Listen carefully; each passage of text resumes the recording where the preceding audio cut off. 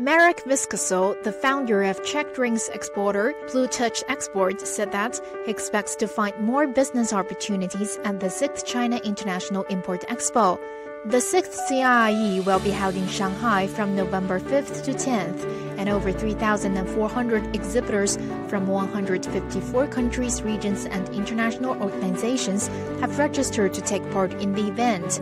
I think the Chinese market or China will grow very fast compared to other countries, and there is big potential also for exporters to find the customers. In the wine segment, I expect we will again meet more people, and maybe more people they like to buy our products from the warehouse we have in China.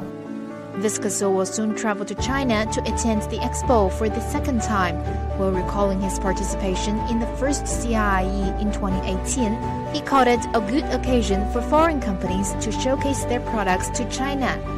For me, was the first impression very positive, because this Expo visited many visitors. We met many new people, and we were able to show our products and introduce our products to new clients. I like to go to China because the people are very nice, very friendly.